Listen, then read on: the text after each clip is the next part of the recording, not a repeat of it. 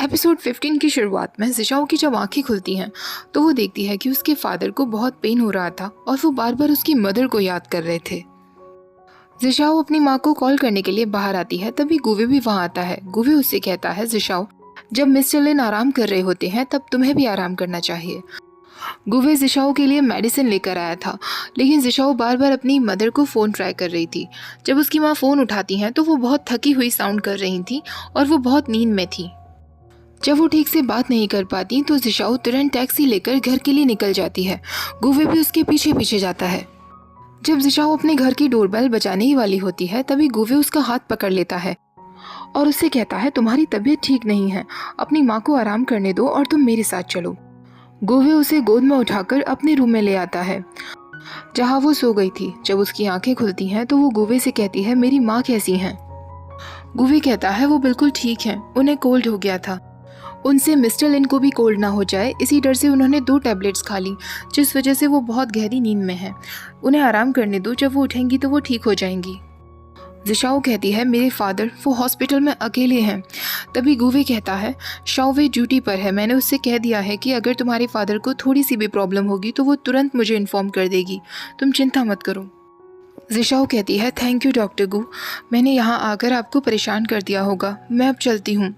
तभी गुवे उससे कहता है, तुम कहाँ जा रही हो? अभी तुम्हारी बॉडी बहुत वीक है और तुम्हें कोल्ड भी है, तुम्हें दवा लेनी चाहिए और आराम करना चाहिए। जिशाओ कहती है, हॉस्पिटल में जब मैं नींद में थी तो मुझे फील हुआ था कि किसी ने मेरे नेक पर और मेरे फोरहेड पर टच किया था। वो आप ही थे ना डॉक्टर गु? गुवे उससे कहता है, अगर तुम्हारी तबीयत ठीक नहीं थी तो क्या तुम शाओजियांग की मदद के लिए नहीं कह सकती थी और उसे वहाँ नहीं बुला सकती थी? तो जिशाओ कहती है, मैं उन्हें क्यों बुलाऊं, वो मेरी फैमिली की कोई नर्स नहीं है। गुवे कहता है, सही कहा तुमने, वो तुम्हारी फैमिली का नर्स थोड़ी ना है, वो तो तुम्हारा फैमिली मेम्बर ही है ना।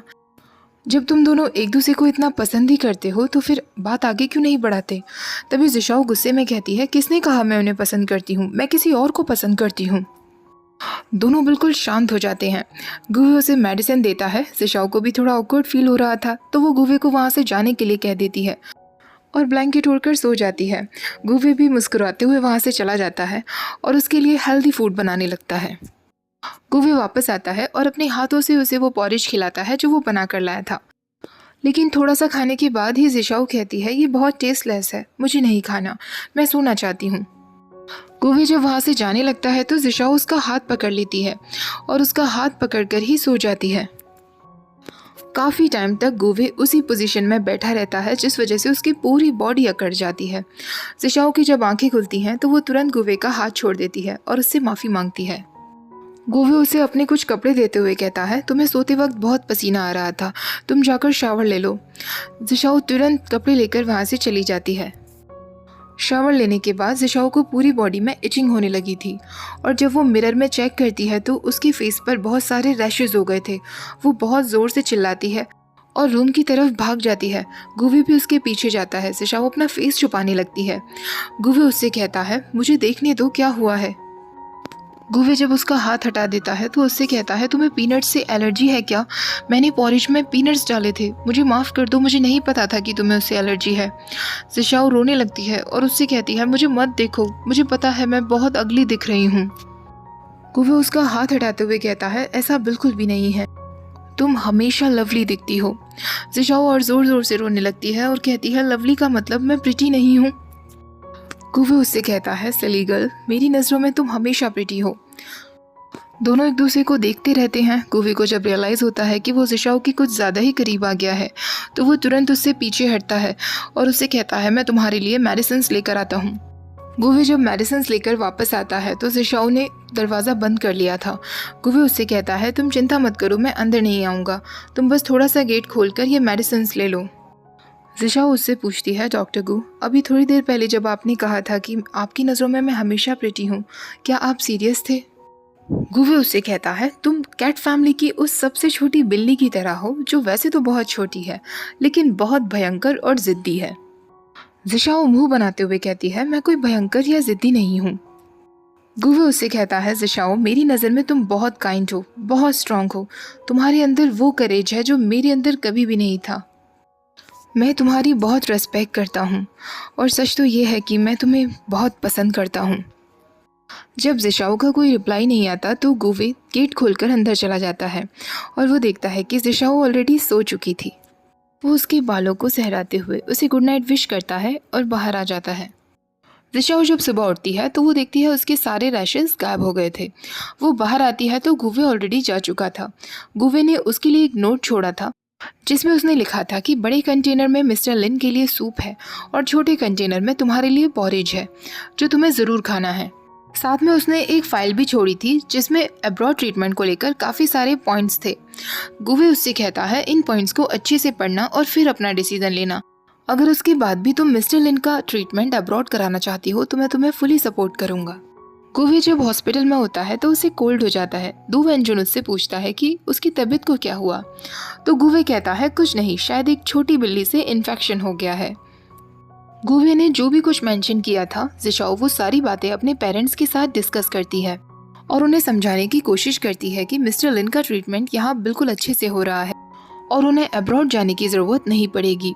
जिशाओ की माँ कहती हैं तुम ठीक कह रही हो और वैसे भी हमें डॉक्टर गू जैसे केयरिंग और रिस्पॉन्सिबल डॉक्टर अब्रॉड में कहाँ मिलेंगे, हम तुम्हारे फादर का ट्रीटमेंट यहीं करवाएंगे। गुवे भी बाहर खड़ा ये सब सुन रहा होता है और उसकी आंखों में आंसू आ जाते हैं। अब गुवे उन्हें कॉल करने वाला था ये बताने के लिए कि मिस्टर लिन का ट्रीटमेंट कैसा जा रहा है। वो तीनों ईगरली वेट कर रहे थे। गुवे उन्हें कॉल करके बताता है कि मिस्टर लिन की कीमोथेरेपी का असर काफ़ी अच्छा हो रहा है और अब वो पहले से काफ़ी ठीक हैं। ये सुनते ही जिशाओ की फैमिली बहुत खुश हो जाती है। जिशाओ कहती है डॉक्टर गू हम सब ये सुनकर बहुत एक्साइटेड हैं, मैं आपको बाद में कॉल करती हूँ। तो गुवे कहता है मुझे तुमसे कुछ और भी बात करनी थी, मैं तुमसे माफ़ी मांगना चाहता हूँ। कुछ टाइम से मैं तुम्हें लेकर बहुत रूड था। पहला रीज़न तो ये था कि मैं काम को लेकर बहुत परेशान था और दूसरा रीज़न ये था कि मुझे लगा तुम और शाओजियांग रिलेशनशिप में हो। जिशाओ उससे कहती है डॉक्टर गू मैं आपका मतलब नहीं समझी। तो गुवे कहता है मैं बस यही बताना चाहता था, अब मुझे कुछ काम है, मैं बाद में बात करता हूँ। अगले दिन जिशाओ सेंसेन के पास जाती है और उससे कहती है मैं डॉक्टर गू को फादर के ट्रीटमेंट के लिए थैंक्स कहना चाहती हूँ, लेकिन इस बार मैं उन्हें सच में कोई अच्छा सा प्रेजेंट देना चाहती हूँ। मुझे समझ नहीं आ रहा कि मुझे उन्हें क्या देना चाहिए। पहले जो गिफ्ट्स मैं उनके लिए ले गई थी उनमें से तो कोई भी उन्हें पसंद नहीं आया था। सेंसेन कहती है तुम्हें उनके लिए सेलो प्ले करना चाहिए, एकदम रोमांटिक तरीके से, इस तरह वो शायद अपना प्यार तुम्हारे लिए कन्फेस भी कर दें। जिशाओ कहती है तुम पागल हो क्या, मैं बस उन्हें थैंक्स कहना चाहती हूँ, मैं कोई उन्हें अपना प्यार कन्फेस नहीं कर रही। जिशाओ को सेंसेन का आइडिया पसंद आता है और वो सेलो लेकर हॉस्पिटल पहुँच जाती है। वो गुवे से कहती है डॉक्टर गू मैं आपके लिए सेलो प्ले करना चाहती हूँ। गुवे थोड़ा सा शॉक्ड रह जाता है लेकिन वो उससे कहता है ठीक है फिर हम छत पर चलते हैं।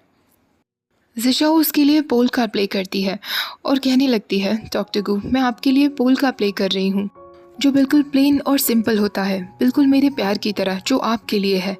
क्या आप मेरे इस प्यार को पहचान पाएंगे? जब वो सेलो प्ले करना बंद करती है तो गुवे उसके लिए तालियां बजाता है और उसे थैंक्स कहता है। इससे पहले कि गुवे कुछ और कहता जिशाओ कहती है मैं आपके लिए सेलो प्ले करना चाहती थी क्योंकि मैं आपको थैंक्स कहना चाहती थी मेरे फादर के ट्रीटमेंट के लिए, आप इसका कोई और मतलब मत निकालना। ऐसा कहकर वो सेलो लेकर चली जाती है। वो पार्क में बैठी होती है तभी उसे गुवे कॉल करते हुए पूछता है तुम कहाँ हो, और गुवे वहीं पहुँच जाता है। गुवे उससे कहता है मेरे साथ चलो मैं तुम्हें घर छोड़ देता हूँ। जिशाओ कहती है नहीं मैं खुद चली जाऊँगी, पर तभी वहाँ बारिश होने लगती है। गुवे कहता है क्या तुम अम्ब्रेला लेकर आई हो? जिशाओ कहती है नहीं मैं सबवे से घर जाऊँगी, मैं भागते हुए पहुँच जाऊँगी। गुवे उसका हाथ पकड़ता है और दोनों ही सबवे के लिए भागने लगते हैं। जब दोनों सबवे पहुँच जाते हैं तो गुवे उससे कहता है घर जाने के बाद हॉट बाथ ले लेना क्योंकि तुम भीग गई हो, तुम्हें कोल्ड हो जाएगा। जिशाओ उससे पूछती है डॉक्टर गू क्या आपने पहले भी कभी इस तरह किसी पेशेंट की फैमिली को सबवे तक छोड़ा है? गुवे कहता है नहीं, पेशेंट की फैमिली को सबवे तक छोड़ना मेरी ड्यूटी के अंदर नहीं आता। जिशाओ कहती है तो फिर मैं आपके लिए कौन हूँ? तभी वहाँ बहुत ज़्यादा शोर होने लगता है जिससे गुवे नहीं सुन पाता।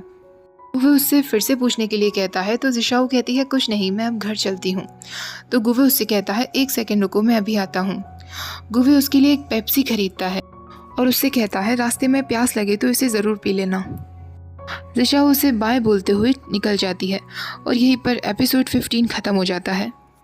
नेक्स्ट एपिसोड में फाइनली गुवे जिशाओ से कह देगा कि वो उसे प्यार करता है और उन दोनों की लव स्टोरी शुरू हो जाएगी। नेक्स्ट एपिसोड भी मैं जल्दी आपके साथ शेयर करूंगी। वीडियो पसंद आई हो तो लाइक शेयर, चैनल को सब्सक्राइब करना मत भूलिएगा। Thank you for watching. Bye bye.